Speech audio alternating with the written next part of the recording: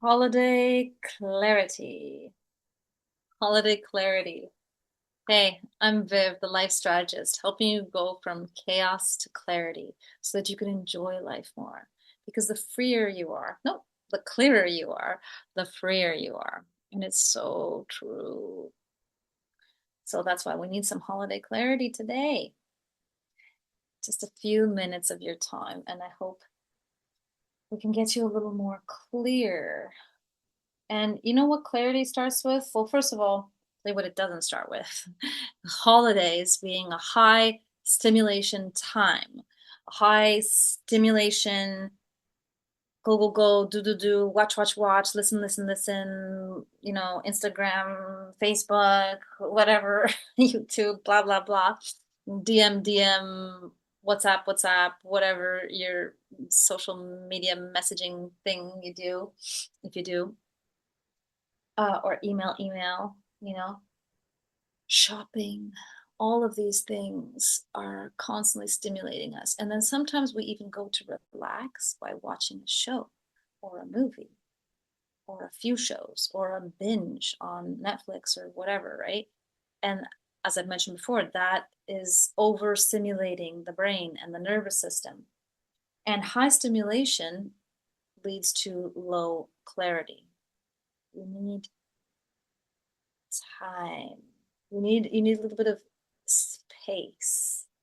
You need to relax the mind to give yourself the breath to get that clarity. And you absolutely can. Um, One thing I love to do is sauna and cold plunge. Now I know that's not accessible to everybody. Um, but find a few dunks, a few alternating dunks with that really helps me to change my physical state, which changes the mental state. And that is what I want to get to today. It's all about our state, our emotional state. Okay. When we are in what I like to call low energy state, what we call negative emotions, like even anger is, even though it can feel like a high energy state, it's actually very draining. So I'll call it a low energy state. Uh, because it leads to low energy. It can be kind of high energy for while we're doing it. But these states are activating our limbic system, which turns off by default our prefrontal cortex and the executive functions in our brain, which allow us to think more clearly and to plan and to strategize. And sometimes when we plan and strategize, like sometimes if we're not careful, we can actually get ourselves to overthink, overplan, overstress. Even though I'm all about planning and clarity, right, and organization, uh, there's a way, and then there's like something that's not helpful when we stress ourselves out and put too many things on our plate. So you want to be intentional about the emotional state that you are engaging in. You don't, what we tend to do is get hijacked by our environments, by whatever happens. We just react to whatever's going on.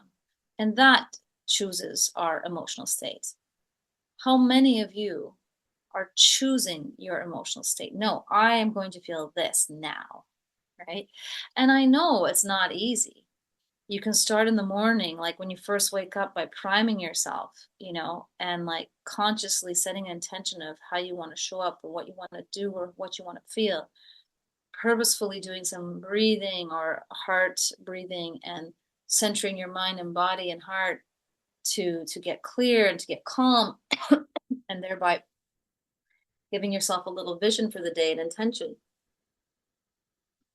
Let's say you've done that, or let's say you haven't done that. How do you take control of a hijacked state when it's out of control, when you're already overthinking, when you're already overstimulated, when you have lack of clarity, right? Well, physiology is a really good one, right?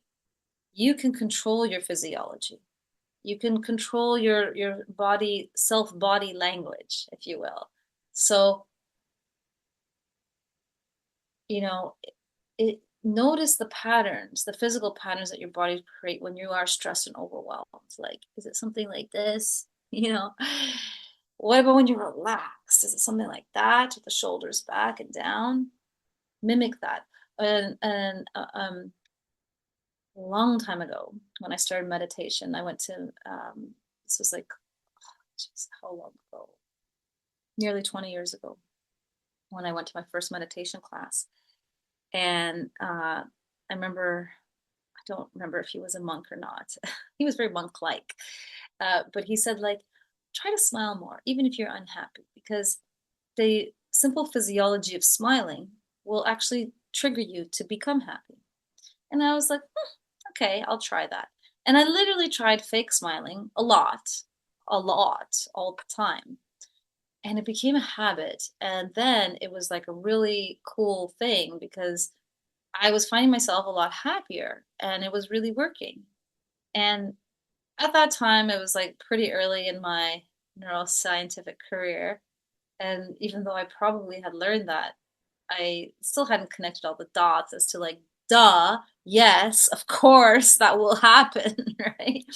And so, but you can do that, like literally fool yourself into getting into a better state. And sometimes you need to like get that physical energy out. Like if you're angry, go for a walk, jump if you have a rebounder, like go for a run, do some exercise, something. And then put your body into literally into a position, into like, straighten up your posture, smile, put that face on for 2 minutes that like that would look like someone looked at you, you feel calm. If you notice a little tension happening,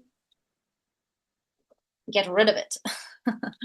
And literally fake it till you make it. That's what I'm saying. Because with your physiology, you can create the state that you desire. And from that point, you can start to feel more clear once you've improved what's going on. Okay.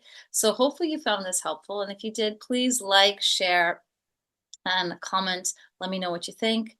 And I can't wait to see you again in the next one. Remember, you deserve to wake up with passion, to live with purpose, and to sleep with peace.